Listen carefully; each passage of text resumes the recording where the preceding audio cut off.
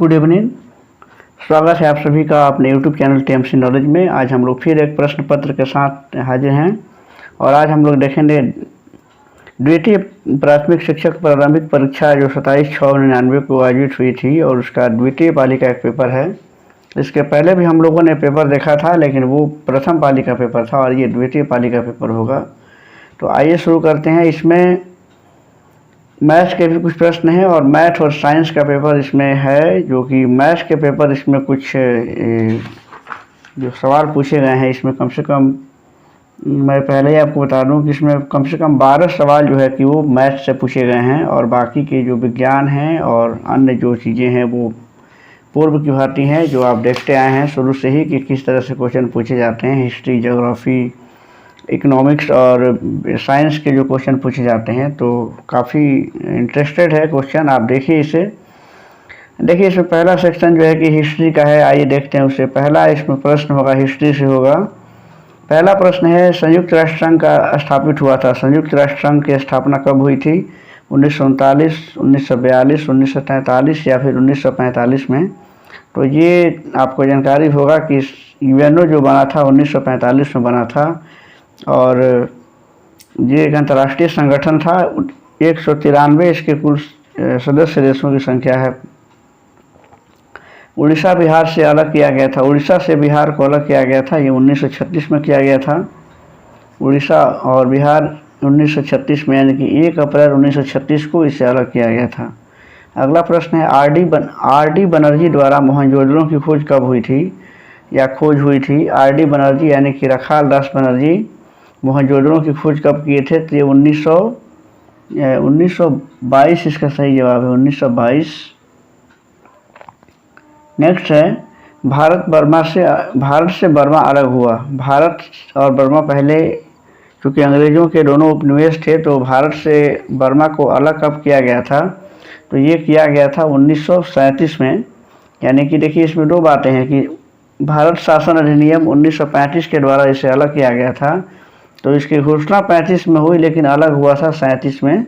और उसी समय ये बर्मा की सरकार ने ये घोषणा कर दिया था कि 1937 में वो जो है कि भारत से अलग होगा, यानी कि इसका सही जवाब है ऑप्शन बी। नेक्स्ट है, आज़ाद हिंद फौज का गठन कब हुआ था?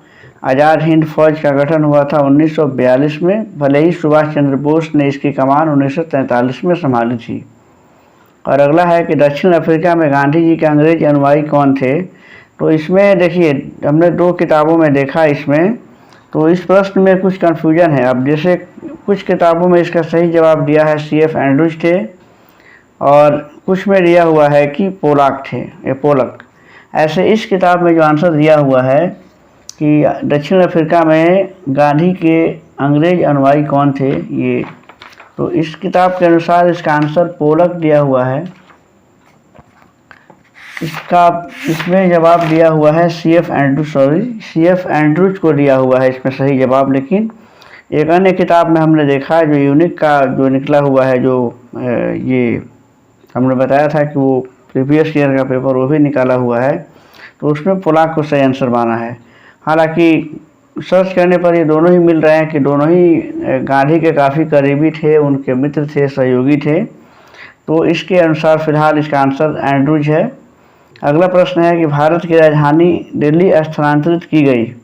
भारत की राजधानी इसके पहले कोलकाता हुआ करती थी, तो दिल्ली इसकी राजधानी कब स्थानांतरित की गई? तो इसमें क्या है कि 1911 में इसके घोषणा हुई थी, लेकिन दिल्ली स्थानांतरित करने की बात जो हुई 1912 में हुई। इस तरीके से इसका सही आंसर है 1912। जालियांवाला बाग हत्याकांड जिस समय हुआ उस समय वायसराय कौन था? ये बताना है कि जालियांवाला बाग हत्याकांड जो 13 अप्रैल 1919 को हुआ था, उस समय भारत का वायसराय कौन था? तो उस समय वायसराय थे लॉर्ड चैम्सफोर्ड, यानी कि इसका ऑप्शन बी सही है, लॉर्ड चैम्सफोर्ड। और नेक्स्ट प्रश्न है कि अकबरनामा लिखी गई। अकबरनामा किसके द्वारा लिखी गई थी? तो ये अबुल फजल के द्वारा लिखी गई थी और ये 3 जिल्दों में है और तीसरे जिल्द का नाम जो है कि आईन अकबरी है और इसे अबुल फजल ने लिखा है, जो उनका दरबारी इतिहासकार थे या कवि थे, अबुल फजल। इसमें अकबर के शासनकाल का इतिहास लिखा गया है। नेक्स्ट है कि भारतीय राजनीति में महात्मा गांधी का अवतरण हुआ। महात्मा गांधी भारतीय राजनीति में कब से उनका अवतरण माना जाता है, तो ये चंपारण सत्याग्रह से माना जाता है, जो उन्होंने 1917 में बिहार के चंपारण में जो पहला सत्याग्रह किया था। और नेक्स्ट है कि चकमा शरणार्थी आए हैं। चकमा जो रिफ्यूजी जो आए हुए थे, शरणार्थी जो थे, ये प्रश्न पिछले प्रश्न पत्र में भी था कि चकमा शरणार्थी कहाँ से आए हुए हैं, तो ये बांग्लादेश से आए थे, यानी कि इनका संबंध बांग्लादेश से था। नेक्स्ट है कि ब्रह्म समाज के स्थापित किया गया। ब्रह्म समाज किसके द्वारा स्थापित किया गया था? राजा राम मोहन राय के द्वारा। और अगला है कि जिस पुस्तक से वंदे मातरम लिया गया है उस पुस्तक का नाम क्या है? तो ये आप सभी जानते होंगे कि जो वंदे मातरम लिया गया है वो लिया गया है आनंद मठ, और जो बंकिम चंद्र चटर्जी के द्वारा लिखी गई पुस्तक है इससे दिया गया है। नेक्स्ट है कि वाल्मीकि द्वारा रामायण की रचना हुई है, बताना है किस भाषा में हुई है, तो ये संस्कृत भाषा में हुई है। इसका सही जवाब है ऑप्शन बी।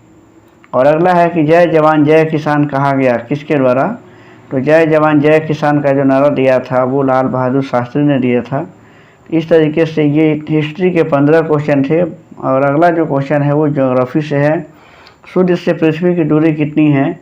तो सूर्य से पृथ्वी की जो दूरी है ये है 149.6 मिलियन जो है इसमें, इसका सही जवाब होगा, यानी कि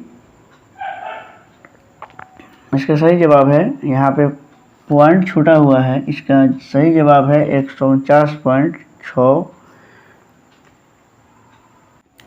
इसमें ऑप्शन दिया हुआ है 149 मिलियन किलोमीटर इसमें, लेकिन इसका सही जवाब है 149.6 मिलियन किलोमीटर।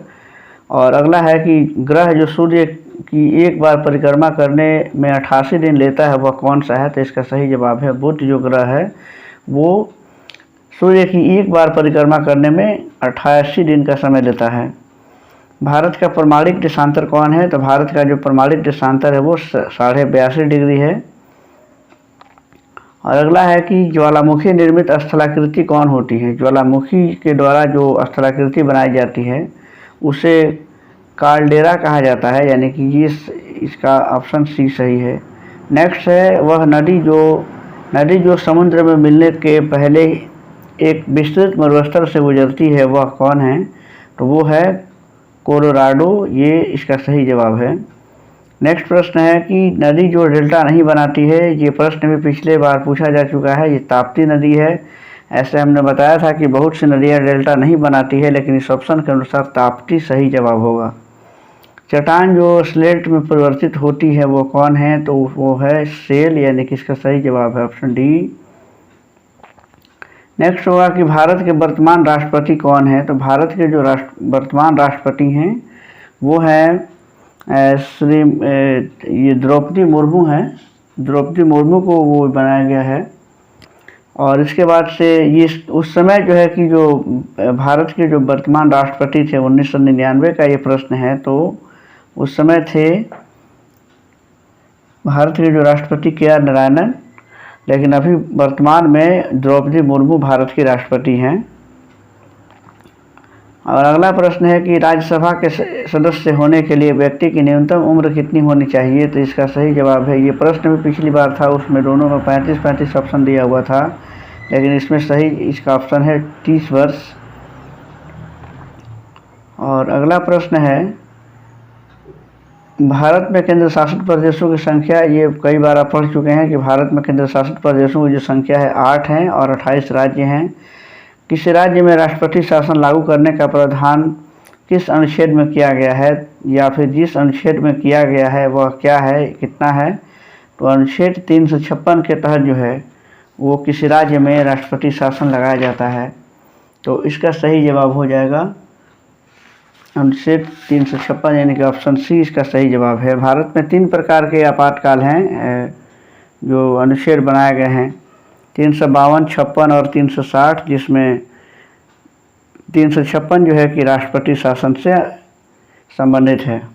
और अगला जो प्रश्न अर्थव्यवस्था से पूछा गया है, भारत में 9वीं पंचवर्षीय योजना की अवधि पूछी गई है कि भारत में जो पंचवर्षीय योजनाएं लागू हो रही थी, तो भारत में 9वीं पंचवर्षीय योजना की अवधि क्या है? तो वो 1997 से 2002 इसका सही जवाब है।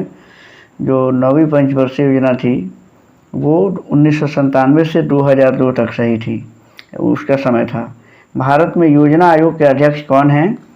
तो उस समय चूँकि अटल बिहारी वाजपेयी चूँकि भारत के उस समय प्रधानमंत्री थे, और अभी भारत में योजना आयोग के जो अध्यक्ष हैं वो नरेंद्र मोदी हैं, जो अभी भारत के वर्तमान प्रधानमंत्री हैं। अब एक बात और है कि योजना आयोग का नाम अब बदल दिया गया है। 1 जनवरी 2015 से इसका नाम नीति आयोग हो गया है, और इसके अध्यक्ष जो हैं, अभी भारत का जो प्रधानमंत्री होता है वो नीति आयोग का अध्यक्ष होता है। तो इस हिसाब से नरेंद्र मोदी योजना आयोग यानी कि अब नीति आयोग के अध्यक्ष हैं। 1 जनवरी 2015 से इसका नाम नीति आयोग कर दिया गया है। नेक्स्ट प्रश्न विज्ञान से है। बिरहुट लैंप का आविष्कार किया गया। बिरहुट लैंप यानी कि बिरहुट बल्ब का आविष्कार किसके द्वारा किया गया था? तो ये जानते हैं कि थॉमस अल्वा एडिसन के द्वारा इसका आविष्कार किया गया था। ऑप्शन ए सही जवाब है। और अगला है कि विटामिन सी का सर्वोत्तम स्रोत कौन है? विटामिन सी का सर्वोत्तम स्रोत आंवला है, और ये घावों को सिर्फ भरने में, जल्दी से ठीक करने में सहायक होता है। खतरे के संकेत के लिए लाल बत्ती व्यवहृत होती है, माने लाल बत्ती का प्रयोग किया जाता है, क्यों? इसका सही जवाब है, इसका एक्सप्लेनेशन हमने पिछले वीडियो में भी किया था कि क्योंकि लाल रंग का जो तरंगदैर्ध्य होता है वो काफ़ी अधिक होता है, और इस वजह से लाल जो रंग होता है वो काफ़ी दूर से स्पष्ट दिखाई देता है, और इस वजह से खतरे के संकेत के रूप में लाल बत्ती का यूज किया जाता है।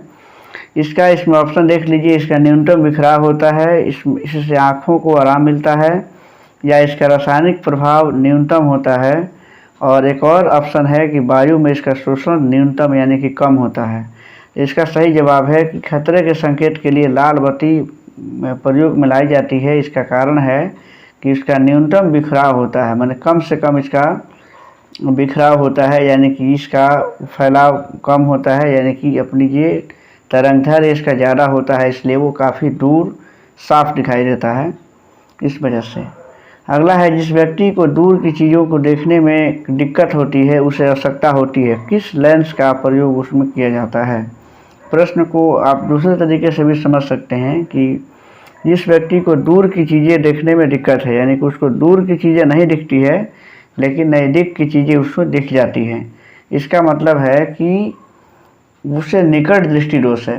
क्योंकि निकट दृष्टि दोष में क्या होता है, ये बड़ा कन्फ्यूजस मैटर होता है कि निकट दृष्टि दोष किसे कहेंगे और दूर किसे कहेंगे। निकट दृष्टि दोष यानी जिसे मायोपिया कहते हैं, एक हाइपरमेट्रोपिया होता है।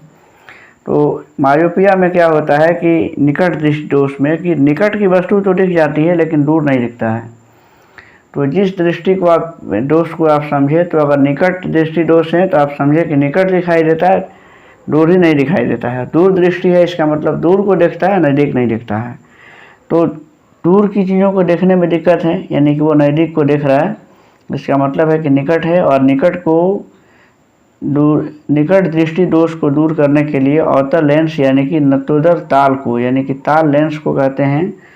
लेंस अंग्रेजी का वर्ड है, इसलिए इसमें सही जवाब होगा नतोदर ताल की आवश्यकता होती है।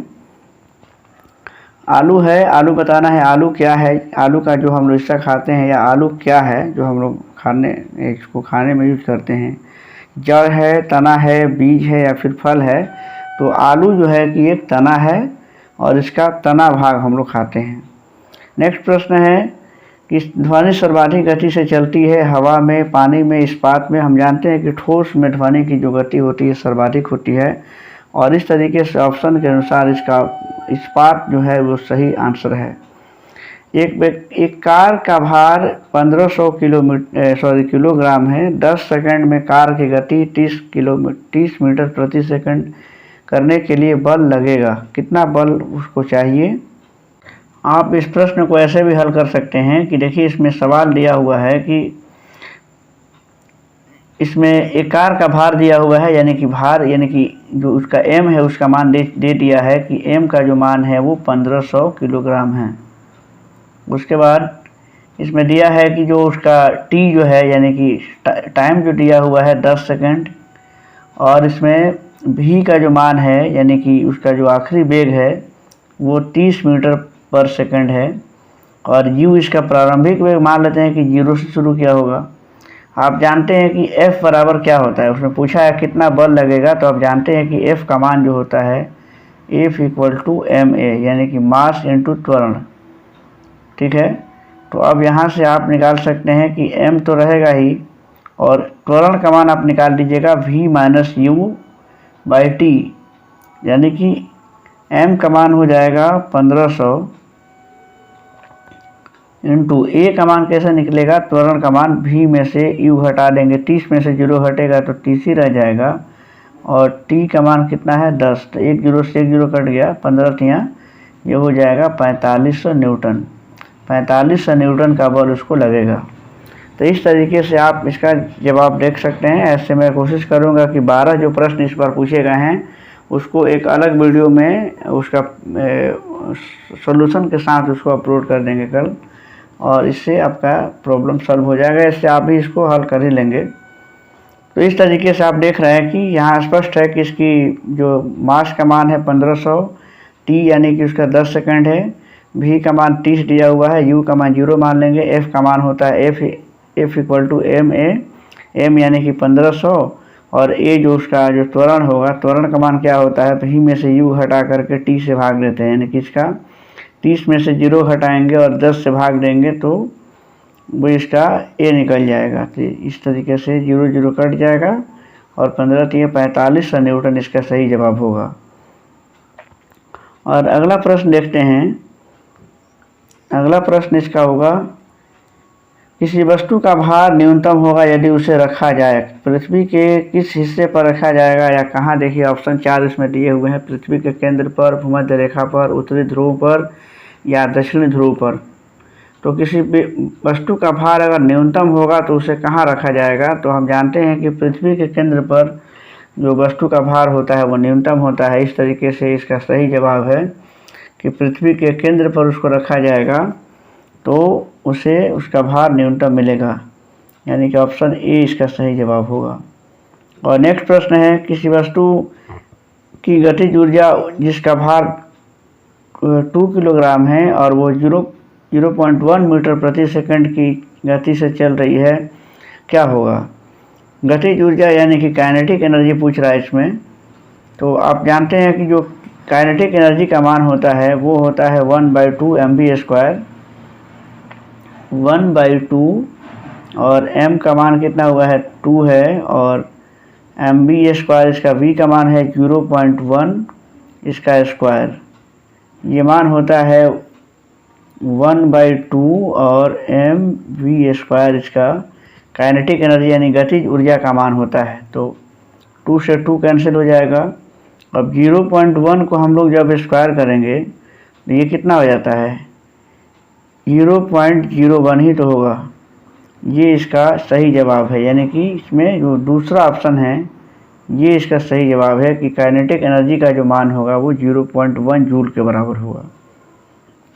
नेक्स्ट है, उबलते हुए तरल पदार्थ की सतह पर उसी वाष्प का दबाव कितना होता है। तो इसमें देखिए इस प्रश्न का जवाब दिया हुआ, इसका सही जवाब है 760 मिलीमीटर पारे से कम, यानी कि इसका ऑप्शन 20 में सही जवाब दिया हुआ है, तो इसका बी सही ऑप्शन है। नेक्स्ट प्रश्न है कि यदि 3 ओम और 6 ओम के प्रतिरोध को समांतर में जोड़े जाएं, अगर उसके समांतर क्रम में जोड़ा जाए तो उसका संपूर्ण प्रतिरोध का मान क्या होगा। तो 3, ये देखिए समांतर प्रतिरोध अगर जोड़े जाते हैं, अगर मान लेते हैं कि समांतर उसका जो प्रतिरोध है, अगर समतुल्य प्रतिरोध अगर R है, तो समांतर क्रम में अगर प्रतिरोधों को जोड़ा जाता है तो इसका मान होता है 1/R equal to 1/R1 plus 1/R2। अब इस तरीके से आप इसको हल कर सकते हैं, 1/3 और प्लस 1/6। आप इसको हल कीजिएगा 1/R करके, यहाँ से R का मान आप इसको पहले हल करके और R का मान क्रॉस करके निकाल सकते हैं। तो इसका जो मान आएगा वो 2 ओम के बराबर होगा, यानी कि इसका सही जवाब होगा 2 ओम, यानी कि इसका सही जवाब है 2 ओम। नेक्स्ट प्रश्न होगा सूर्य सेल परिवर्तित करता है। सूर्य सेल जो है परिवर्तित करती है, जो सौर सेल होता है, सोलर सेल होता है, वो इसको किस में परिवर्तन करता है। तो इसमें देखिए वो जो सोलर पैनल, जो सोलर सेल लगा होता है, वो जो है कि इसका सही जवाब है कि प्रकाश ऊर्जा को विद्युत ऊर्जा में वो परिवर्तित करता है, यानी कि इसका सही ऑप्शन है ऑप्शन डी, इसका सही जवाब हो जाएगा। और नेक्स्ट प्रश्न है किसी तत्व का भार संख्या 18 है, यदि इसमें 7 इलेक्ट्रॉन हो तो प्रोटॉन और न्यूट्रॉन की संख्या क्या होगी। देखिए हम जानते हैं कि भार संख्या यानी कि एटॉमिक मास नंबर उसका 18 है, और इसमें एक चीज़ और देख लीजिए कि 7 इलेक्ट्रॉन हैं, प्रोटॉन और न्यूट्रॉन की संख्या पूछा है। आप जानते हैं कि जो इसका मास संख्या होता है वो प्रोटॉन और न्यूट्रॉन के जोड़ के बराबर होता है। हम ये भी जानते हैं कि किसी तत्व में जो होता है उसमें इलेक्ट्रॉनों की संख्या जो होती है वो प्रोटॉनों की संख्या के बराबर होती हैं। तो जब ये 7 हैं तो 7 प्रोटॉन होंगे, तो पहले प्रोटॉन पूछा है तो आप ऑप्शन से भी इसको पहचान सकते हैं। अब सब में पहले 7 दिया हुआ है, ये कन्फ्यूजन का मैटर हो गया। लेकिन इसका जो परमाणु भार होता है, भार संख्या, वो प्रोटॉन और न्यूट्रॉन के जोड़ के बराबर होता है। तो 7 जब इसका प्रोटॉन हो गया, इसका मतलब 11 होंगे तब न्यूट्रॉन, इसका मतलब इसमें ऑप्शन इसका सी सही है। प्रकाश वर्ष इकाई होता है, प्रकाश वर्ष ये खगोलीय दूरी की इकाई है, ये सब लोग जानते हैं। नेक्स्ट प्रश्न है काल छिद्र सिकुड़ने से बनता है, यानी कि इसका सही जवाब है कि ये भारी कणों के सिकुड़ने से बनता है, यानी कि इसमें इसका सही जवाब है भारी न्यूट्रॉन तारों के सिकुड़ने से बनता है, यानी कि इसका सही जवाब है ऑप्शन बी।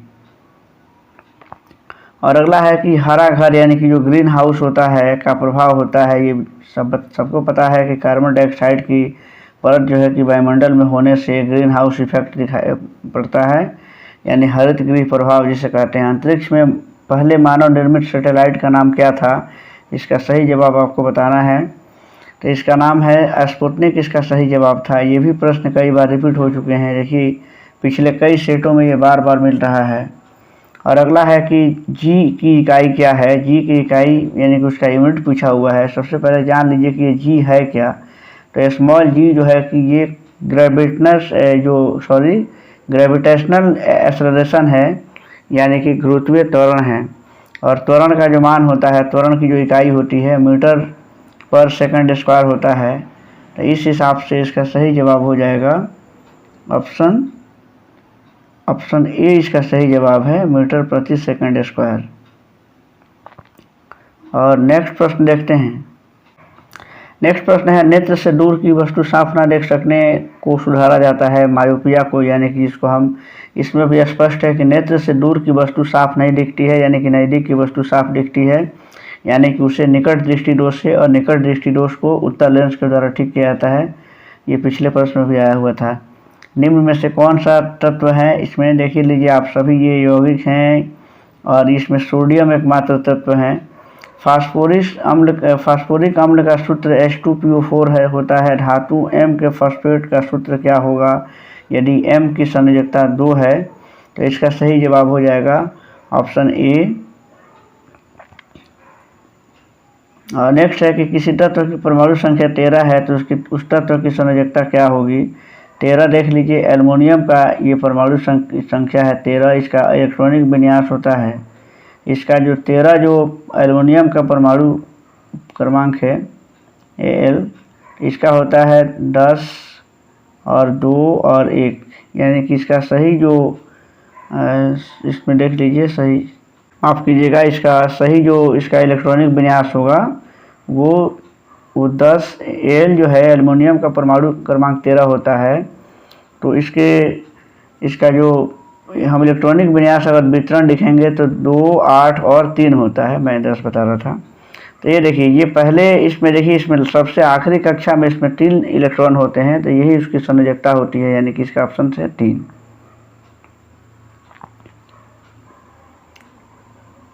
इसका सही जवाब 3 हो जाएगा। नेक्स्ट प्रश्न है कि निम्नलिखित में से नाइट्रोजन के किस यौगिक का प्रयोग सूखे सेल बनाने में किया जाता है। तो सूखे सेल बनाने में अमोनियम क्लोराइड का यूज होता है, यानी कि इसका ऑप्शन ए सही जवाब है।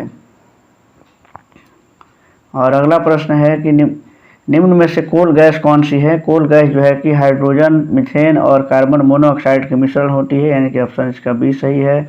धातुओं के जल से प्रतिक्रिया के लिए निम्न में से कौन सा युग्म का जो सही ये क्रम है?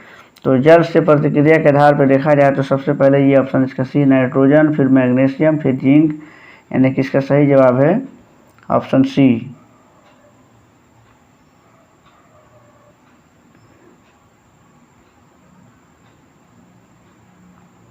और अगला प्रश्न है, प्रजारण एक प्रक्रिया है जिसे परमाणु या आयन, इसमें बताना है कि प्रजारण में क्या होता है। एक ऐसी प्रक्रिया है जिसमें परमाणु या आयन इसमें इलेक्ट्रॉन देता है, इसका सही जवाब है। और नेक्स्ट प्रश्न है कि निम्न में से कौन सा परिवर्तन धातु है, यानी कि ट्रांजिशन एलिमेंट है? तो इसमें कॉपर को जो है वो ट्रांजिशन एलिमेंट माना जाता है, यानी कि इस तरीके से इसका ऑप्शन सी सही, ए सही है। नेक्स्ट है बेकिंग सोडा का सही सूत्र क्या है? बेकिंग सोडा यानी कि NaCO3।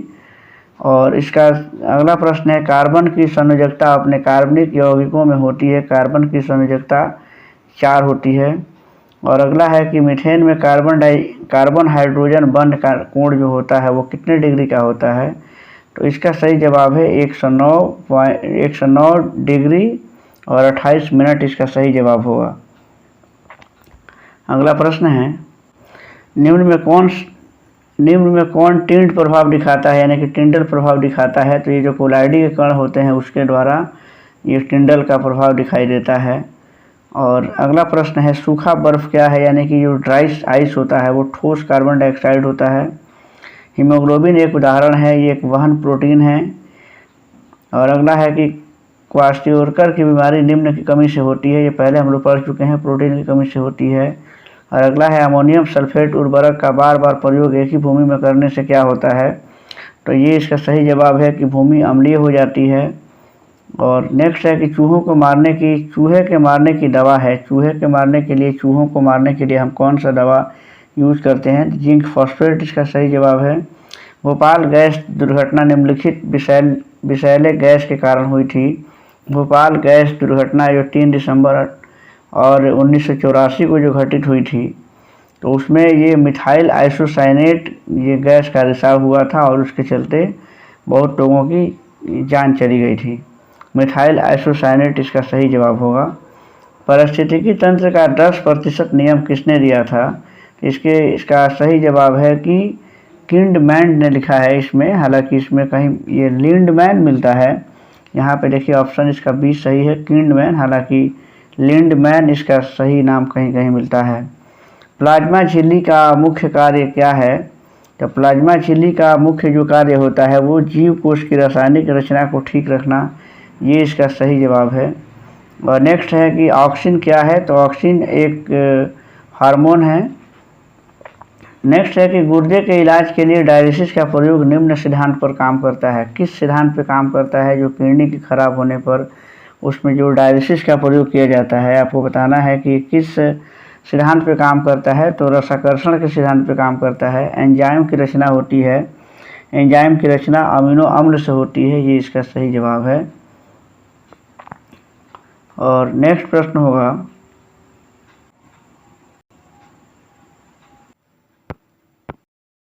भाई देखते हैं इसका 71वां प्रश्न है, पिरामिड के द्वारा पारिस्थितिक विज्ञान के अध्ययन का आविष्कार किया था? तो ये एल्टन के द्वारा किया गया था, इसका सही ऑप्शन है ऑप्शन बी।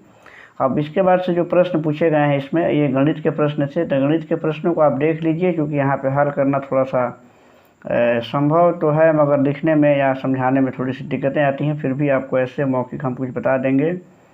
यहाँ देखिए 72 नंबर प्रश्न है कि x + 1/x इक्वल टू इसका मान x + 1/x का मान a है, तो x² + 1/x² किसके बराबर होगा? तो इसमें हम इसका होल स्क्वायर करके इसको हम पक्षांतर करते हैं तो हमको ये जवाब इसका मिल जाता है। इसका सही जवाब ऑप्शन डी हो जाएगा। इसमें है ये देखिए त्रिभुज के सवाल हैं, आप सवाल देख सकते हैं, इसका आंसर दिया हुआ है इसमें, ऑप्शन बी इसका सही जवाब है।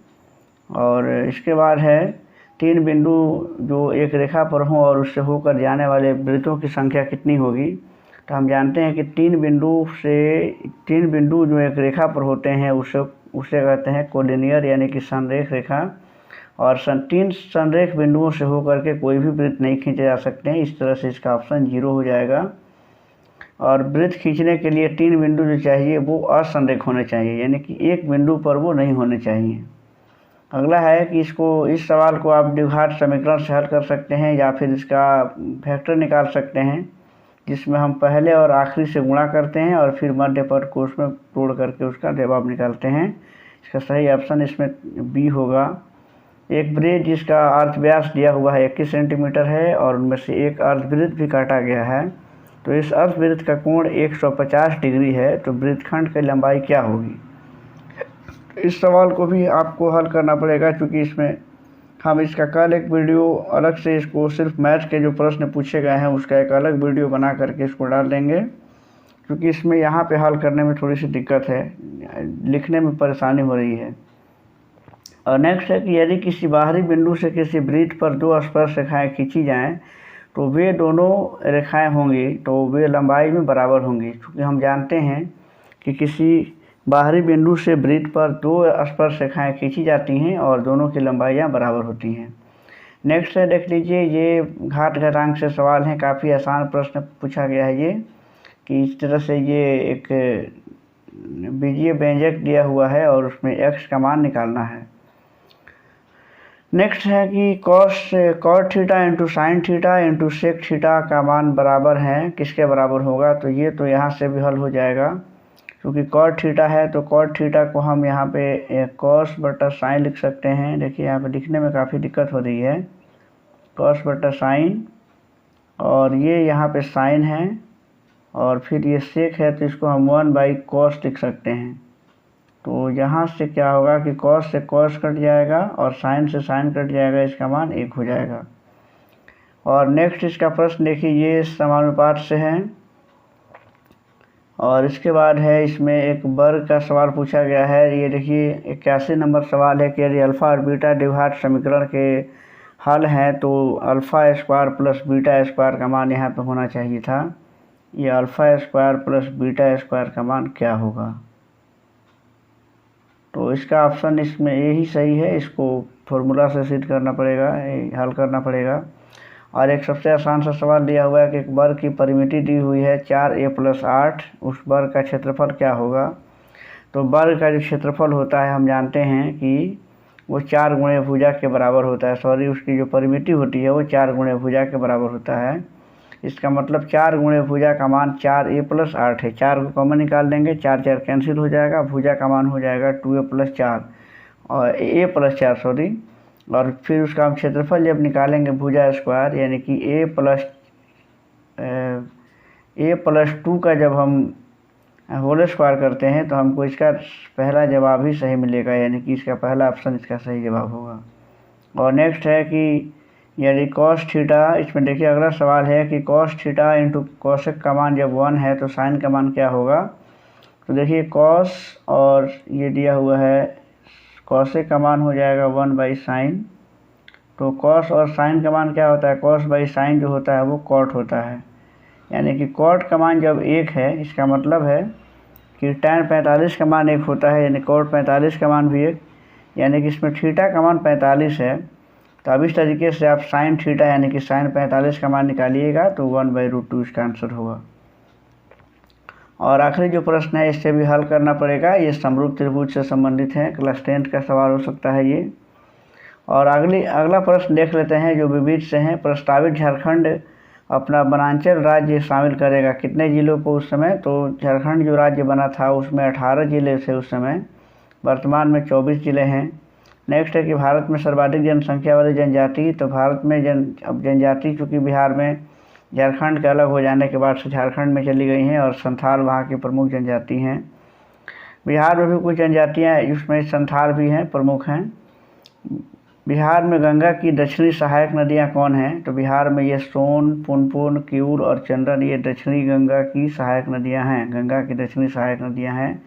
बिहार में बक्साइट, तो ये उस ऑप्शन के अनुसार उसका सही जवाब है रांची लोहरदगा, जो कि अब झारखंड में है, यानी कि अब झारखंड के अलग हो जाने के बाद से खनिजों का जो भंडार है वो झारखंड में ही चला गया है। बिहार में सीमेंट उद्योग अवस्थित है, बताना है। तो ये सिंदरी और झींक पानी इसका सही जवाब है। नेक्स्ट है, अगला प्रश्न इसमें है कि प्रधानमंत्री अटल बिहारी वाजपेयी का जन्म स्थान कहाँ है, तो ये एमपी में है। और नेक्स्ट प्रश्न है, फील्ड मार्शल की पदवी पाने वाले प्रथम भारतीय मौनिक शाह, इसका सही जवाब है ये करेप्पा जो है कि स्वतंत्रता प्राप्ति के बाद भारत के प्रथम सेना पर ये थे कमांडर इन चीफ। बिहार में लोकसभा की सीटों की संख्या कितनी है, ये डाटा उस समय का है, इसका आंसर इसमें 40 हो जाएगा। बिहार में लोकसभा की 40 सीटें हैं, राज्यसभा की 16 सीटें हैं। और अगला प्रश्न है, माउंट एवरेस्ट की पहली बार विजय कब हुई थी। माउंट एवरेस्ट पर पहली विजय जो हुई थी मई 1953 में हुई थी। 29 मई 1953 को तेंजिंग नोर्गे और हैलरी जो थे उन्होंने फतह किया था। इसके बाद मार्टिन लूथर किंग निवासी थे, ये बताना है, यूएसए के निवासी थे वो। अगला है, बिहार के राज्यपाल राजेंद्र विश्वनाथ आर्लेकर अभी वर्तमान में बिहार के जो हैं राज्यपाल हैं। पोखरण जहां आणविक परीक्षण किए गए अवस्थित हैं, पोखरण जो है कि कहाँ अवस्थित है, जहां पर ये 1974 में भारत ने अपना पहला परमाणु परीक्षण किया था, तो ये राजस्थान में है। और इस तरीके से इसका अगला प्रश्न देख लीजिए, वर्ष 1999 में विश्व कप क्रिकेट खेला जाएगा, ये उस समय का प्रश्न है। 1999 का जो विश्व कप हुआ था वो इंग्लैंड में हुआ था।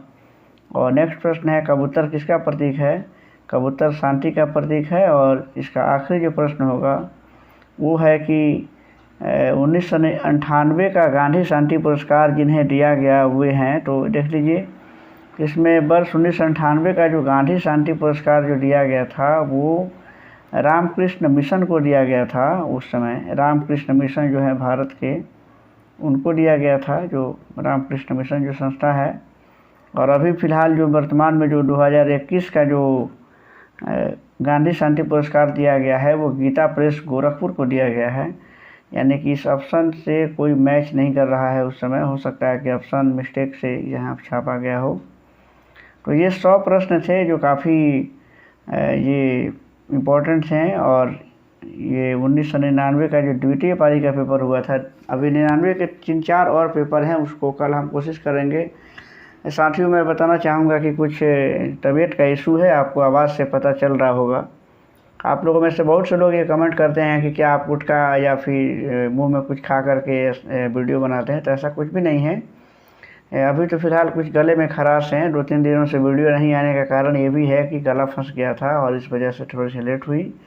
तो आप थोड़ा सा आवाज़ का अगर इशू होगा तो मैनेज कीजिए, उसको समझने का प्रयास कीजिए। हम कोशिश करेंगे कि जल्द ही वो ठीक हो जाए और अगली जो वीडियो हो वो सही आवाज़ के साथ जाए। फिलहाल हमने पूरी कोशिश किया है कि आवाज़ों में एक स्पष्टता जाए और आपको सब कुछ क्लियर समझ में आए। फिर भी अगर इस तरह कुछ समस्या आए तो आप ये समझ सकते हैं कि कुछ तबीयत का इशू है, जिसकी वजह से मैं अभी इतना फिट नहीं महसूस कर रहा हूँ। अभी 2-3 पेपर हैं जो 1999 के ही हैं। और आखिरी उसका जो पेपर हुआ था बीपीएससी का वो 99 तक हुए हैं।